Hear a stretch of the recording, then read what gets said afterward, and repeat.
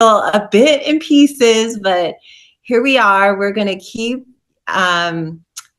persevering with that. We're going to keep journeying with that. And so I want to share more with you all about this beautiful metta practice. And I'm just going to turn one thing on the settings. It seems like the spotlight, just checking the spotlights on the speaker on my end. Yes. And now hopefully everyone can see okay. Give a thumbs up if you can see me in the spotlight. And yeah, wonderful. And we are going to be always working on this heart. And as a Dharma teacher and meditation teacher, one thing that I always lean into, especially in difficult moments, is doing metta practice. The metta practice for me has been everything. It's been how I meet the moment, the difficult moments of my own internal, and also how I meet the external world. And so I'm so excited to be sharing this with you, and also to be practicing together. Every week we will go live together, and we will share, and we will practice, and then I'll tell heart stories. And this is what we do, heart medicine. And so allow yourself to feel whatever you need to feel, and we will begin to start the practice. Now, the practice is very powerful because it is known to be an antidote to fear. And that is something that all of us could use right now, that when we cultivate this loving heart, we naturally feel more fearless. Fearlessness. You give me somebody with a big heart, they're not feeling fear in that moment, right? They seem like they can just walk into the fire, into the dragon battle. If they have this love, this feeling, they feel protected. And so it's really important right now, when I know so many people, the predominant feeling on this planet is fear, right? And so this is what we want to be transforming. This is what we want to be working on every week. So I'm so happy that you all can join me for this. So again, just to remind you all that the practice is a visualization. We're going to be focusing on ourselves, and we're going to be saying phrases. May I be happy and peaceful. We could put the phrases in the chat. May I be safe and protected. May I be healthy and strong, and may I live with ease and joy and well-being.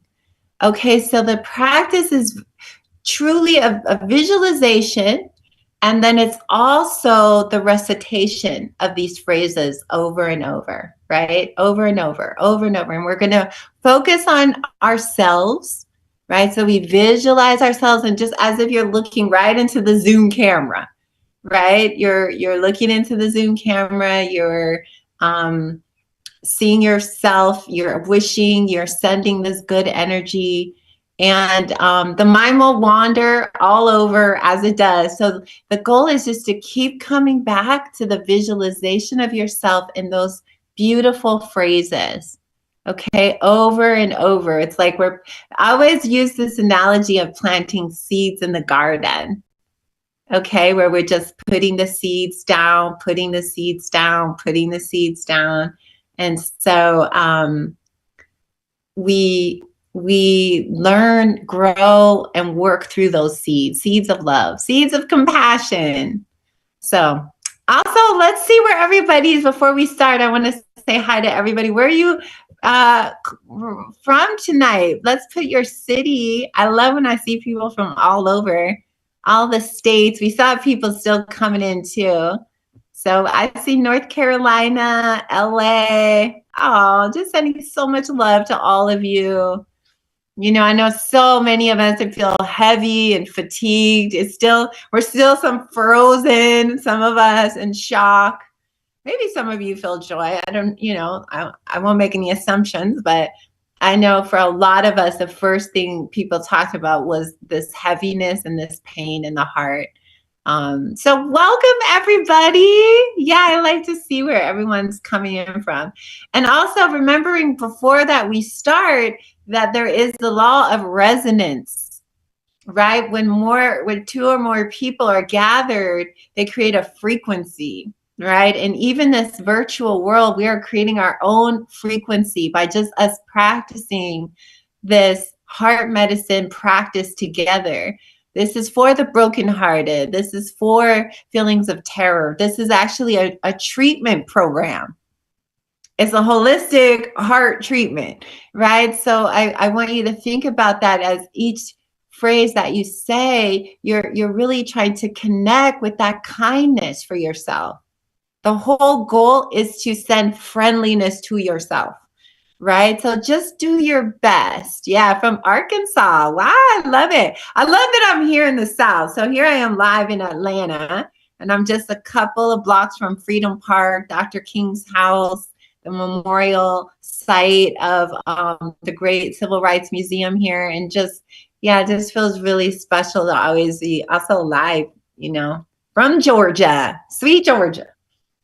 So find yourself in a comfortable position, okay? Also, I like to encourage people to put their hands on their heart. Sometimes it gets mechanical, like you're just like, man, be happy, man, you feel disconnected. So it can help to tap your heart, put your hand on your heart, hold your hand, and put the right hand in the left hand. These are just ways to send the energy more directly, right? We're just aiming for the direction of kindness, right? We're inclining the mind toward love and compassion right now. Okay. So this is all we're trying to do. Incline the mind toward love and compassion. So let's begin. Let's get into a comfortable position. And you want to have your posture upright.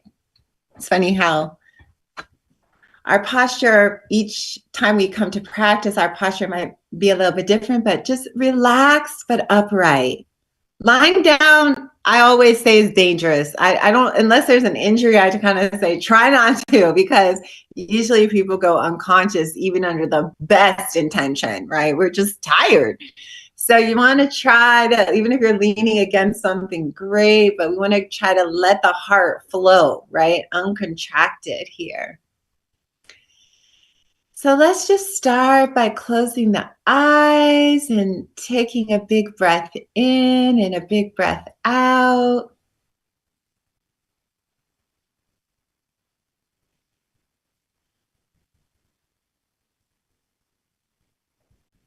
And I want you to, again, imagine, as I like to start with a bit of a body scan, just to ground in the body. So I want you to imagine that you're coming in from the crown of your head, your spirit's dropping in. So you might need to move your head and your neck around a little bit. I want you to invite your body into a receptive and soft mode. So if there's any tightness or tension, see if you can just begin to really soften, especially the chest area, the upper body.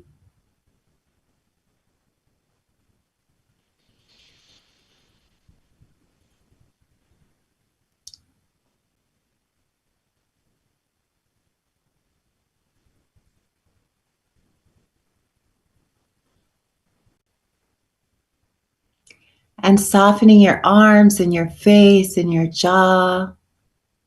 And soften your hands. Really be aware of how your hands are placed.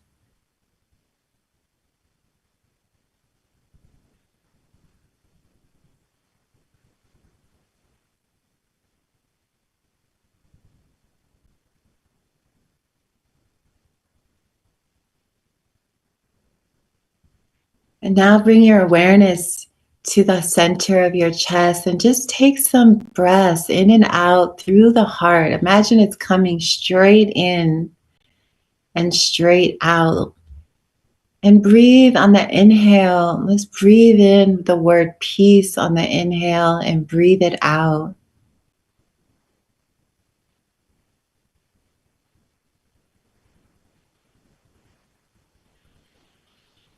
and softening.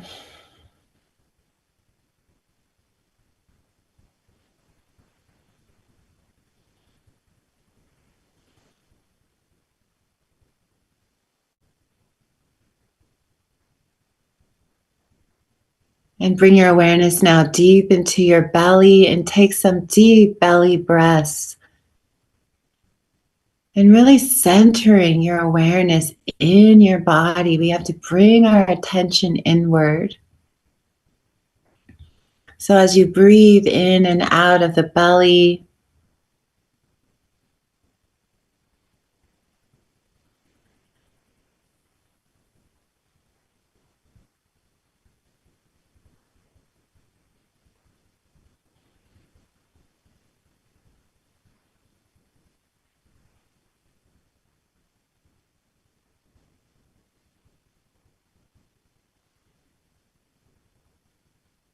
and feel your sitting bones touching the chair, and feel your legs,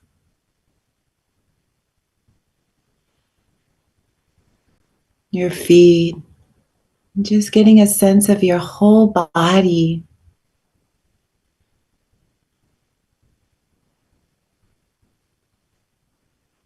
Deep belly breath. See if you can let go of any tension or weight on the exhale, and breathing out peace on the exhale, and breathing in kindness on the inhale.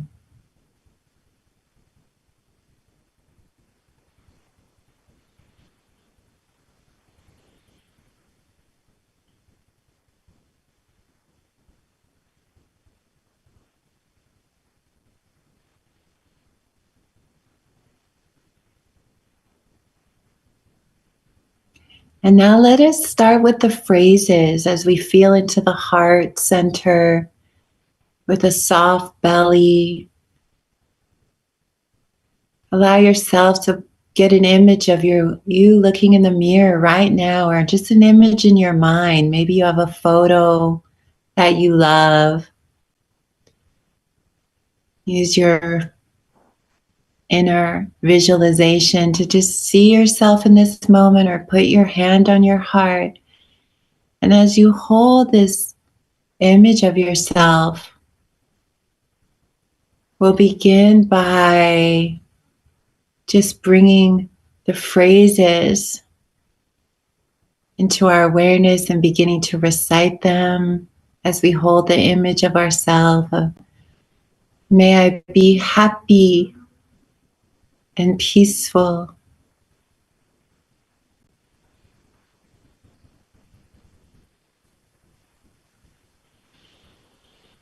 May I be safe and protected.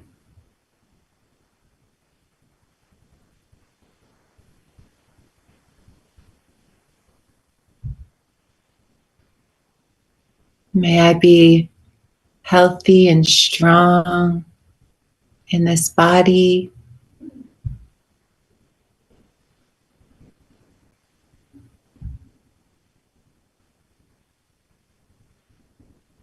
And may I live with ease and joy and well-being.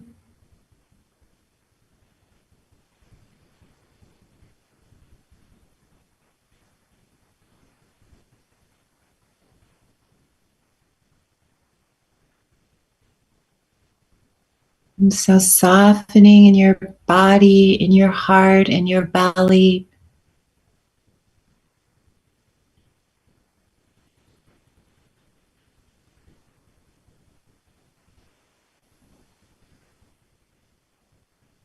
Connecting to the words and the image. Taking your time.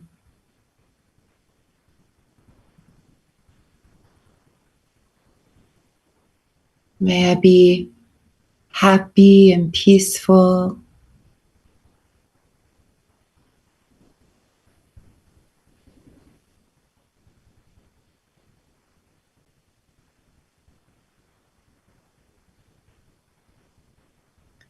May I be safe and protected.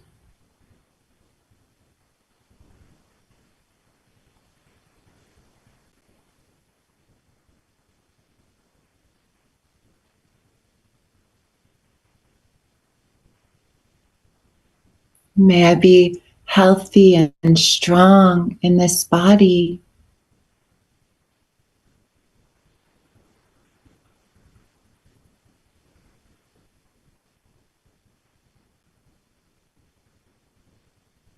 And may I live with ease and joy and well-being.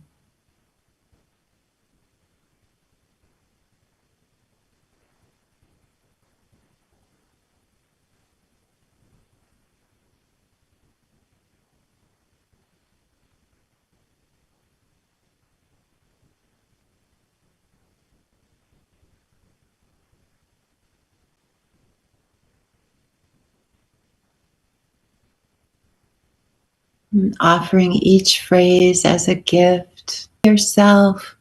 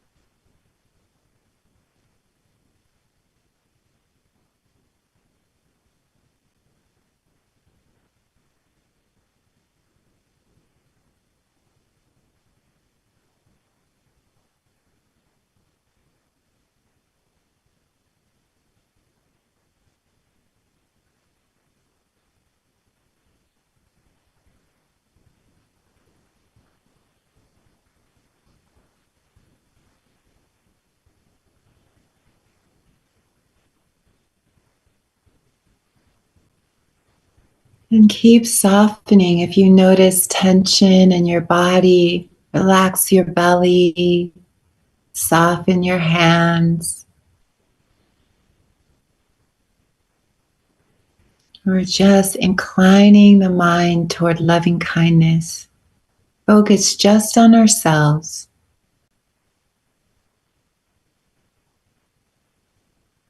And working with the phrases on your own here.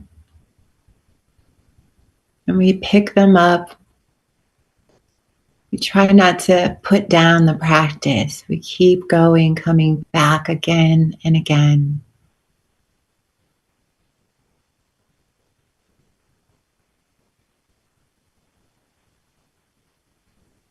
You could also use the phrase, may you be happy and peaceful. You could use I, you could use you as you see yourself, just offering. This is our practice.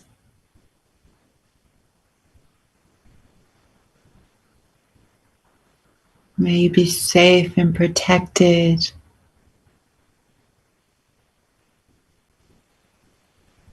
May you be healthy and strong in this body.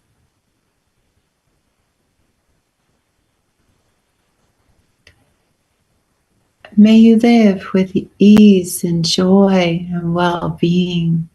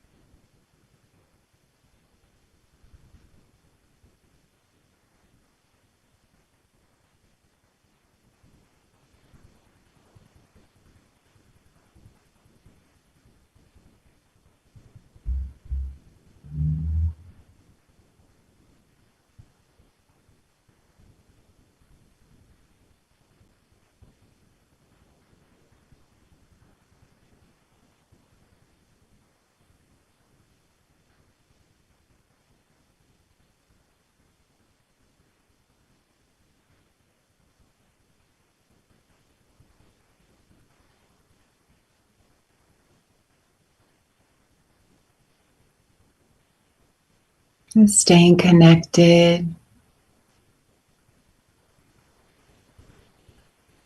to your heart, offering over and over the metta phrases.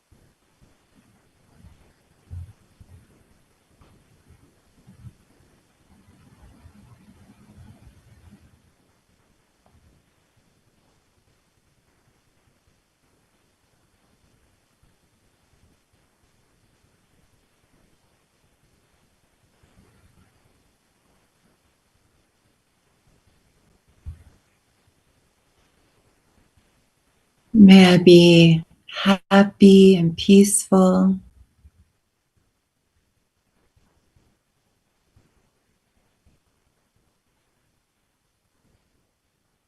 May I be safe and protected.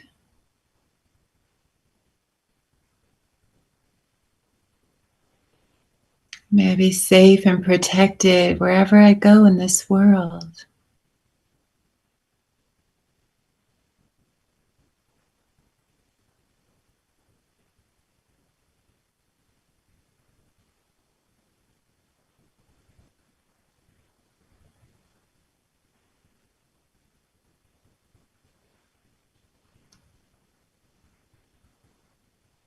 May I be healthy and strong in this body. Sending love and kindness to your bodies. Just friendliness, compassion.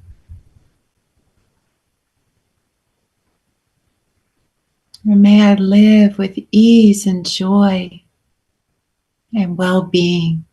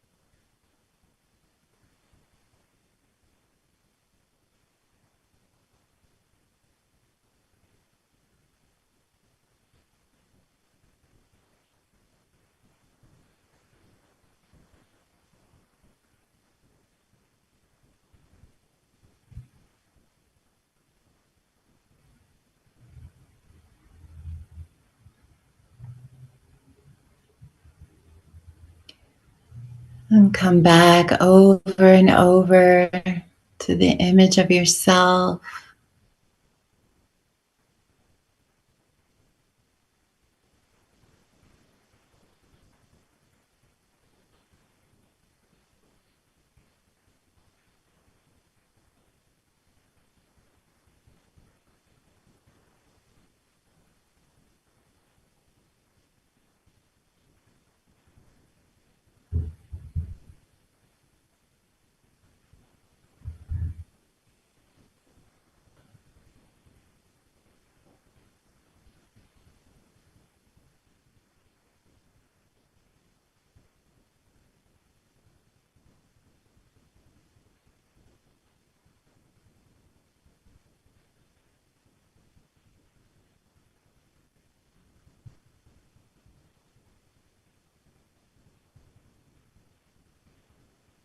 May I be happy and peaceful. You might also see yourself at a younger age in your mind, maybe even a small child. That's okay. We just offer, it can be helpful. We're easily able to connect to our younger self.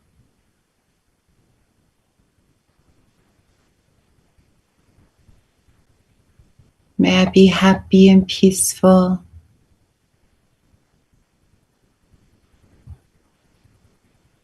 May I be safe and protected.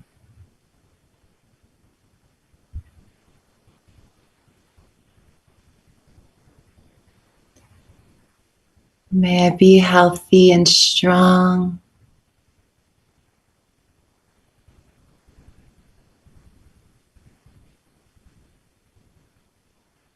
And may I live with ease and joy and well-being.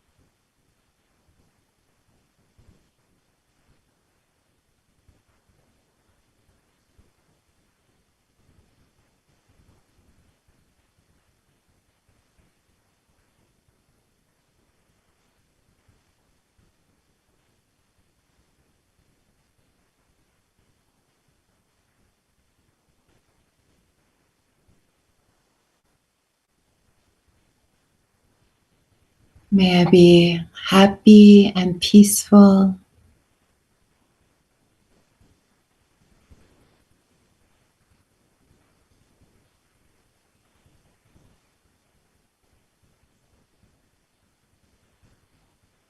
May I be safe and protected.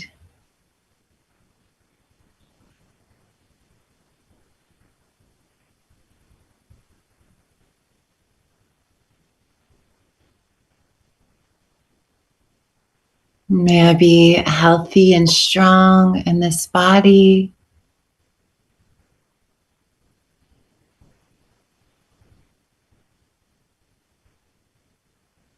And may I live with ease and joy and well-being. And so really focusing on your heart with the hand, and just so you just breathe this metta, this compassion in to our bodies.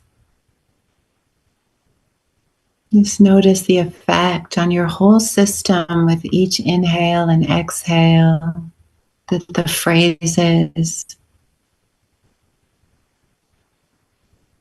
softening your system,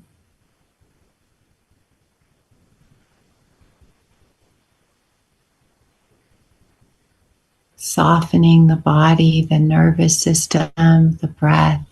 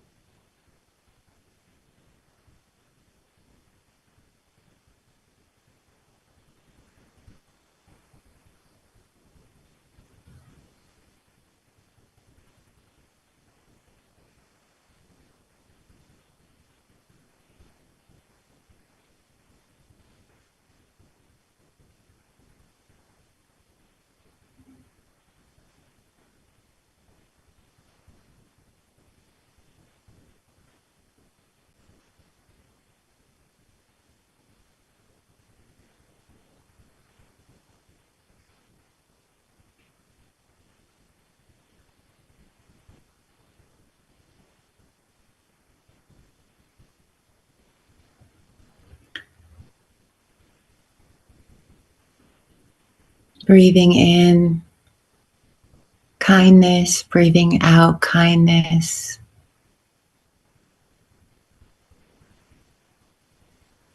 Fill up every cell.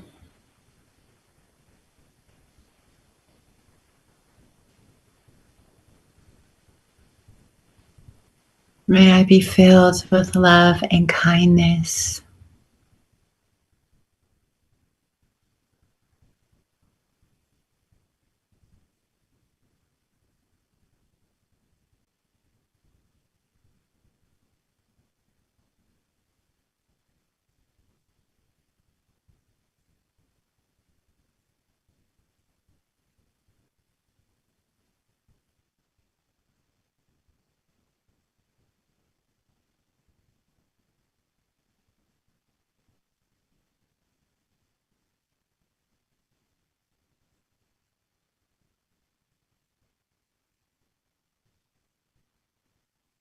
And let's expand this loving kindness for the last couple of moments of our sitting, and thinking of all the people in your life whom you love deeply.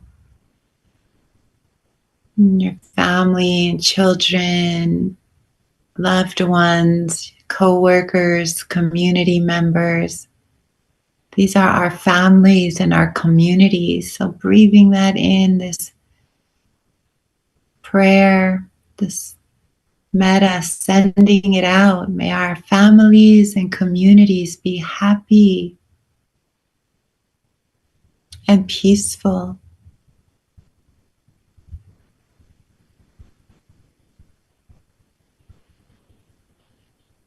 May our communities be safe and protected. Begin to expand right out of the heart center, including more people throughout the whole country, beyond North America, South America, Central America. May all beings be safe and protected.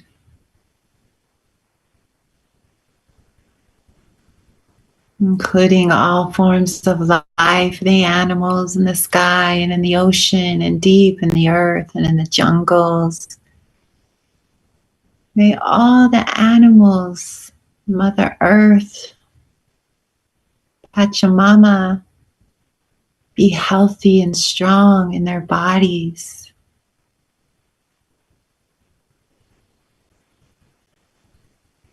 And we're sending our love out,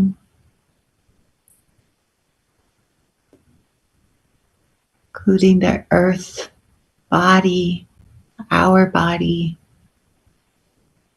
It's one with the earth body.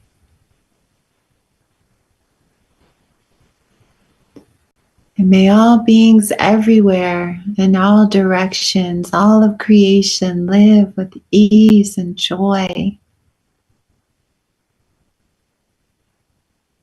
and well-being. And see if you could breathe that in and out of your heart. May all beings, all of creation, live with ease and joy and well-being.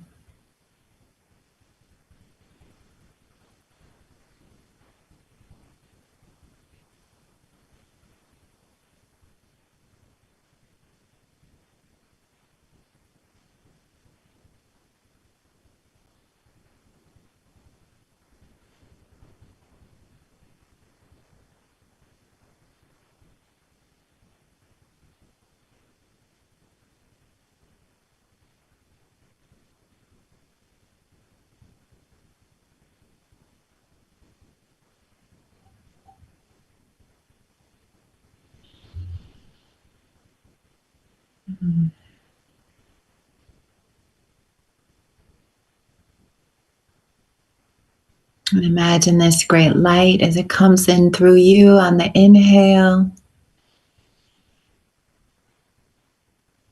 And we breathe it out on the exhale to all beings. And we'll bring our hands together in the prayer position at the heart center. Just offering yourself a bow for this practice, a bow for however this time was for you, a bow to this moment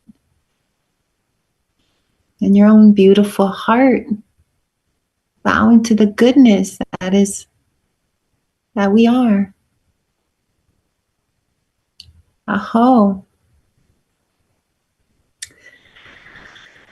Okay, so wow, that was a good one. I always can just keep going. I hope you felt some of that energy coming to yourself. That even if it was just 1%, even if it was just 1 second, that's good enough. Don't try to be a perfectionist with metta. Well, that could have been better, I guess. Don't turn it into self-hatred and comparison and, perfectionism in analysis, right? We just always let it go. We do the best we can in any moment with our practice. Okay, remembering that as we arrive at our meditation, whatever is there, we're opening also to other energies. Some come to this class feeling grief-stricken, others afraid, some exhausted, some all of the above, right? Maybe some are having a breakup, and some are struggling with grief from family members. So we're all arriving. We just keep remember to do your best. So everyone take your right hand and put it on your left. Little pat on the back. Just showing up, you win with any intention. Oh my goodness. So I want to share a little bit with you all, and I'm so excited for us to be together practicing. And I'm just gonna, it's funny how many technical problems Bob and I are having tonight. Then I was like, oh my gosh, my computer, I literally have my computer and my phone going out at the same time. So isn't that interesting? Did anyone else have, I think I blamed it on the 11:11 portal yesterday. And I really think that we're all being upgraded. Does anyone else resonate with this idea of, even though it seems like so much is happening, we are moving. Let me just give you, as an astrologist, a budding astrologist, I feel like as my old age, I'll be like giving astrology readings with all my spiritual work and just getting a snapshot. Yesterday it was a very kind of an angel frequency day. They call 11:11. Some of you might follow that. It's an angel number, and it represents a portal between worlds. Okay, it represents we're moving through an axis point, a tipping point. But then this Friday, we also have a humongous Taurus super moon, which is another rare constellation alignment. And then just next week, we have a huge shift. I'm sure many of you are the age of Aquarius. People have been talking about it for, I don't know, ever since that song in the 70s. It's like, this age of enlightenment, I guess. And so you might be, so somebody's saying, Jeannie, to the group, you might be feeling stretched, and you might be feeling something going on with an upgrade in the heart, or as if everything is dying out and something's being reborn. But we are shifting. Pluto is moving into Aquarius. Now, if you think about Pluto as being your own mind, and which astrology in the universe represents us, there's no, as that moves, we move. We are infinitely interdependent, interwoven, and interconnected. We are. The stars are our cells in our body, right? And so this Pluto represents the farthest planet, which is our deep unconscious side, right? It's the farthest from the sun. It's the farthest from the light. It represents, it's also very shamanic, right? It's the underworld. It's the unseen.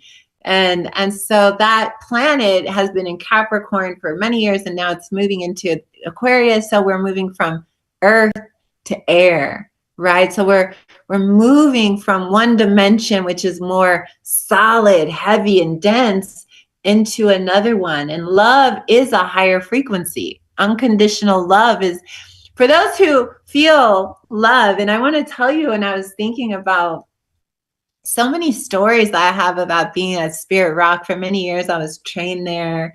I did a lot of metta retreats. And you'll also be happy to know my next few years, I'm really only focused on heart retreats. I'm doing metta retreat. Every retreat I notice I'm putting on my calendar, I'm about to upload 6 or 7. They all start with heart, or it's like everything is going to go to metta practice. But when I was sharing and teaching so much there, I realized how much these practices were so deeply nourishing on retreats, how we work all the time with the heart.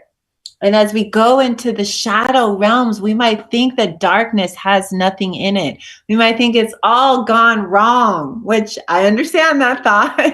Like, it's all, falling apart. But I want to read this from Thomas Merton. He once advised a young activist, do not depend on the hope of results. You may have to face the fact that your work will be apparently worthless and even achieve no results at all. It may even perhaps bring about the opposite to what you expect. As you get used to this idea, you start to more and more concentrate not on the results, but on the value, the rightness, the truth of the work itself, right? And I want to talk about sometimes how opening to the heart can also, when we're trying it, also can feel like we fall into the underworld, right? Metta is a purification practice. And as we move into this new age, it seems kind of corny to be like the age of Aquarius, right? But everything is elements. Our bodies are element. In the Buddhist tradition, we work with fire, wind, air, everything, right? Fixed earth. Everything is elemental, and different elements have different feeling tone, right? The wind is different than the fire, right? Everything has its place. And so as we open to this moment of shifting, this will be a time of coming back into the great heart.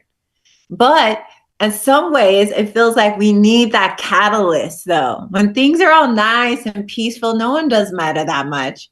Most times people come to metta when they're in an ambulance, in a spiritual ambulance, right? Everything's gone wrong.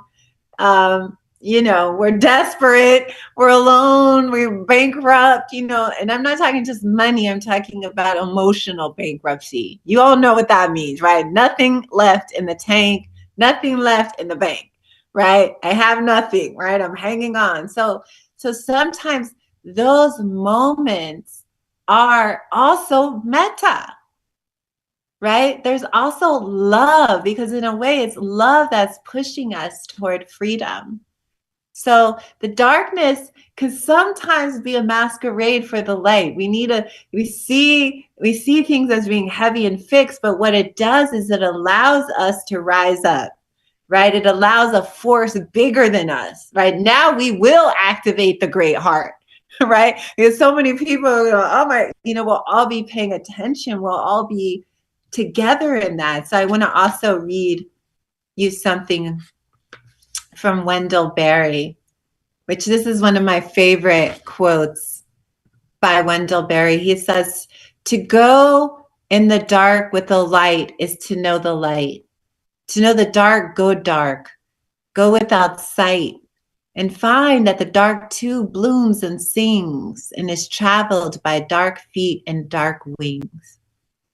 Right? So this is this crux that we're in right now, right? It's like, oh, this happens, but then if it allows us to awaken, wouldn't we choose it? And so this is kind of the theme of tonight, having faith, right? In the winter, that the summer is coming, that the spring is coming, that there's something happening bigger than what we can know in any one moment. And that's the power of metta. Metta really is so transformational. And there's so many stories I think about. I think about all the people who used to come to Spirit Rock, and the heartbroken, and the people who were looking for answers. And there's something really beautiful about metta as we stop looking outward and we start opening our own channel. It's like there's this light inside of us. And the more that we do the metta practice, like we turn on, you remember those cars in the 20s? You used to see those cars where they would crank them up and then jump in and take off. You could see them in the old movies, right? Metta is kind of like we do that. We turn on this crank, right? Through our practice, and it grows. It becomes more and more powerful, more and more of the immeasurables, right? It becomes a place of real power, soul force. So Rumi says, this being human is a guest house Every morning a new arrival. A joy, a depression, a meanness, some momentary awareness comes as an unexpected visitor. Welcome and entertain them all, even if they're a crowd of sorrows who violently sweep your house empty of its furniture. Still treat each guest honorably. He may be clearing you out for some new delight. The dark thoughts, the shame, the malice, meet them at the door laughing and invite them in. Be grateful for whoever comes, because each has been sent as a guide from beyond. So I love this idea of this way of looking at our experiences. You know, when I wrote the book, A Fierce Heart, that book came out of a moment where I felt very brokenhearted. You know, I wasn't able to write the book until I had a broken heart. And then it's like that. There's something about the falling apart. I remember Pema Chodron, I was meeting with her a long time ago, years ago, was at like a teacher gathering. And her book, When Things Fall Apart, had just come out. By the way, that book, When Things Fall Apart, is the biggest best-selling Buddhist book of all time. History breaking. You know what? Because the truth is, it's always falling apart, guys. It's always falling apart. Rather you call it a Saturn return, a midlife crisis. There's all these names that we have, like as if, it's like the thing we have to get used to is it's a constant coming together, falling apart, coming together. And this is why we have to find our refuge in the only thing that can last, which is wisdom and compassion. These are the only things you take with you, my friends, when you go from this planet. You don't get to keep the pennies in your piggy bank. It's just the wisdom and the love that you have cultivated, right? And so this, I feel like in spite of everything that's happening in the world, for those who can hear this new frequency, and it feels like a channel, and many people are getting onto it and they're listening. It's like the echoes from the ancestors and the Buddhas. It's the resonance of trying to get our attention. And for those who can hear it, it's very, very powerful. So even though there could be what feels like this great crash and, oh my God, do you feel yet a simultaneously an optimism, an opening of some kind? You might not be there yet. You might not feel that yet. You might still be recovering. But if it's not this, we're recovering from something else. Samsara is a place where we have to get used to the falling apart. When things fall apart, and when people read that book, they're like, where did this book come from? It's like you could read it every year and find something completely new in it, because that's how our lives are. That's how this experience of humanness is. And that's something that the Buddha's wisdom really puts us in touch with, is that impermanence, is that coming together in the collapse. So in the face of that, what is the only sane response? Is metta, is compassion. It's like we watch the bonfire. I have a friend who is telling me about doing Kali practice. I think that was Baba. And, you call in Kali when you're stuck. But a lot of people in Kali is like, in the Hindu tradition, black covered blood, right? If you go to a Hindu temple, woo, there was some fierce ones. And I was in Varanasi a few years ago. I was like, and that when you're in the Ganges in Varanasi and you're also seeing the bodies being burned and you're feeling, you're seeing funeral processions and you're seeing holy people and you're seeing people weeping. And it's like, it's a convergence of all of humanity. And then there's this huge Kali temple, right? And you go in, it's like, and you feel, and people get scared to evoke Kali, even though they're like, okay, maybe a little bit Kali. There's no getting out of it. Kali is officially evoked right now. She's on speed dials, on the loudspeaker, right? But we get scared because we're holding on. And it's like we're holding it on to water. We're trying to grasp onto water. Have you ever tried? It's like everything's dissolving right now. So I say this as a preparation for the energy of the heart. It can stabilize you right now. Metta is the lighthouse, right? We're in the ocean of samsara. We're in our boats. We're trying to steer. Goodness gracious, it's the storms, right? We're being rocked left and right. Metta becomes that power. It becomes your ground of your being. And that's why it's an antidote to fear and sorrow and terror, right? Because the most scariest thought we can have is this: I'm lost. Right? Even as a child, do you remember having that thought? You couldn't find your family or your mother or whoever was taking care of you. It was like, we feel I'm lost in this ocean, right? But with metta practice, it's like, no, we come back. We reset our beacon. We reset. We double down on love and compassion, right? We claim that becomes our light. We don't go into the samsaric ocean where everyone's flailing. And in that flailing, it becomes violent, right? If you imagine 7 billion people flailing around in the ocean, just in panic alone, people go down, right? So when we become that lighthouse, not only do we become steady, we also become a light for everyone else in our lives. Your family, your friends, your children, your loved ones, your elders, right? We become that lighthouse. We become steady, and we do that with joy too. Metta also produces a lot of joy. Okay, so I want to also read a little bit from Jennifer Wellwood, the poet, the teacher. I like this. I was thinking about this a lot. I was meeting with some friends yesterday, and we were talking about broken hearts to spiritual warriors. It's time to practice. It's go time, right? It's like all buttons activated. And I was thinking about, wow, what a powerful moment. And so this poem really came to me, called Unconditional. It's a short poem by Jennifer Wellwood. Willing to experience aloneness, I discover connection everywhere. Turning to face my fear, I meet the warrior who lives within. Opening to my loss, I gain the embrace of the universe. Surrendering into emptiness, I find fullness without end.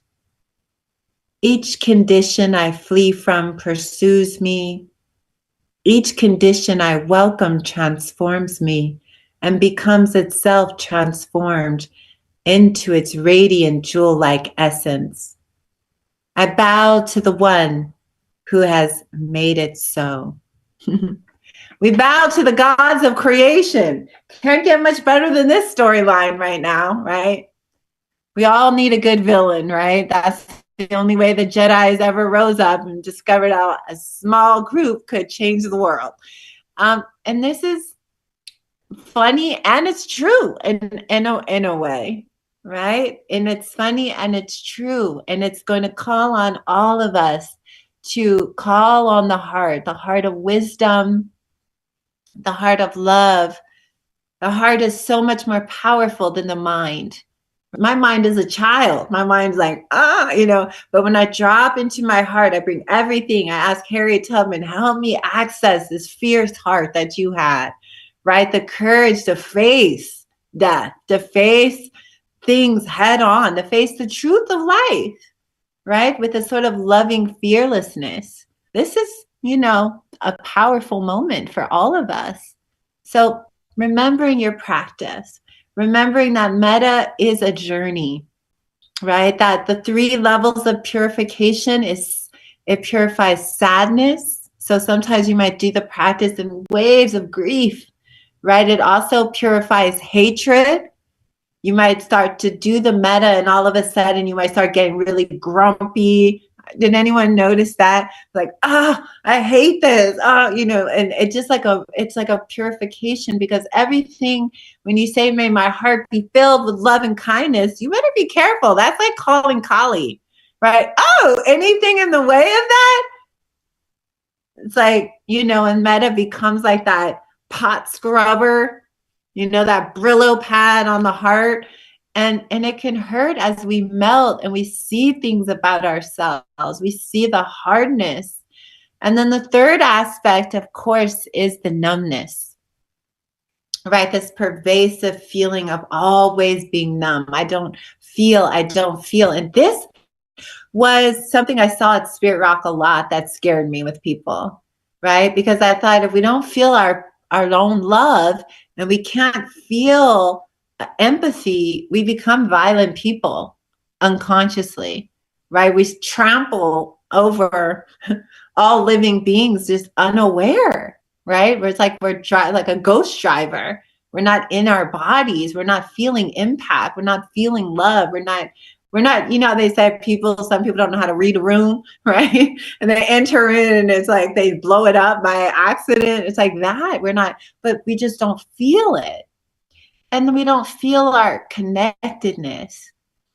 So at this time, as we move into this new era, what will come up for a lot of us is to reconnect to the love of the universe, to reconnect to the Aquarian age is more about crown chakra, upper chakra. The earth, the phase of fixed earth that we just came from is more what? Root chakra, second chakra, right? Which is more primal. But as we move upwards, our energy becomes more like the branches of the tree than the roots of the tree. The roots are like your solid, they always go down, but the branches are what? They're always climbing toward to the heavens, right? And so there's a different energy bringing us up than what's pulling us down. We're like being pulled up, pulled away, pulled into a different way, and more of the frequency of the heart. The love is faster. It's more, it flows in a different way. When people are going through periods where they feel tremendous love, that's where all the chemicals go off in the brain, right? People like to fall in love. Why, everybody? Because they never get to feel that. Imagine some people, when they've done metta practice with me at Spirit Rock and other places, they would say, I've only felt this one time in my whole life. And they could tell me the date and time. And I was like, we are so starved. It's like we have so much hunger, right? And we're trying to eat all the time, but we don't know where to get the next meal, right? And so we just devour ourselves or devour others, right? And so it's like right now, it's like, let's switch and get on a new source of energy, right? And this is the metta practice. It's like we have to attune to the frequency of love. We have to learn it. We have to abide in it. When I used to teach retreats at Spirit Rock, some people used to come in after many days of practice and they would say, something's going wrong. I don't understand it. I don't recognize it. And I would say, oh my gosh, tell me what's happening in your meditation. And they would describe so much beauty and so much. And I would look at them and I say, I think you have a case of peace and love here. And they'd be like, peace and love? I'm not that person. Like we're so used to the drama. We don't even know these states yet. We're familiarizing ourselves. So the more we practice metta, the more we're abiding in this other frequency, which they call it the Brahma Viharas, right? Brahma is divine, Vihara is vehicle. You're putting your mind in a heavenly vehicle, right? And so imagine that. And we know we do feel heavenly when we feel love. That's why we seek it out so desperately, but often in others, right? And just to say, before we go to questions, it's like other people can love you, but it will never be like your own love. Because let's be honest, everyone, people are fickle. So if you want your beloved every second to go, I love you, then one day they're going to go, I'm tired of that. You do it today, right? So if you have all your, all everything roped up, they could leave. And so again, looking outside is very unstable.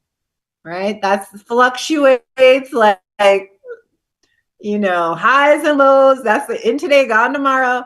So it's very important that your inner light how you relate to yourself, what this feeling. And you can do metta practice while you're walking, while you're sitting, while you're at work, while you're in the car, while you're at the gym, while you're doing yoga, while you're cooking a meal. There's no place. I think right now we need to have like prolonged periods where we're just doing it. May I be happy and peaceful. May I be safe and protected. May I be healthy and strong. May I live with ease and joy. How's that sound, everybody? Maybe we need to have our metta boot camp challenge. Maybe that'll be like December. We all clock our time and report accurately. Whoever gets the most metta, I'll have to give them something extra. We'll all celebrate them special, right? Or something. But the more we practice, you'll see the more joy you have. It's a natural radiance that comes. We have to tell each other stories right now, everybody. We have to remind ourselves of the goodness that lies within humanity. We have to tell the stories of the beloveds, of the great masters who dedicated their lives to walking with love. We have to remind ourselves, because right now the counter narrative is just so loud, so violent. Even on all the TV shows that we have to, the counter narrative is happening. We just have to catch that frequency. Those echoes are there everywhere. So we have to incline. So every week I'm happy to remind you of your beauty and your good heart. And as we follow the lives of great beings, and we'll be getting deeper and deeper into that every time. But I want to see tonight if anyone has any questions for the last few minutes here, or any comments. Yes, Tony is writing that they're starting to say the phrases. And the more you say the phrases, guess what happens? You're programming your mind. The more you have a habit of, it's like a mantra, and suddenly you're like, may I be happy? Oh my God, I wish myself happiness when I wake up, not waking up and I don't want to be here. Most people kind of sometimes wake up like that. It's Monday, scream out of bed, and think about, or we wake up in a state of fear, that, a state of sadness. And so we can do this. Yeah, thank you. So I want to see if anyone has any questions about your practice, and anybody want to make a comment, or even if there's some questions. I don't often touch, but I just want to make space for that. I mean, I can check the chat for questions, but just want to see if anyone would like to share anything, even about how your practice is going.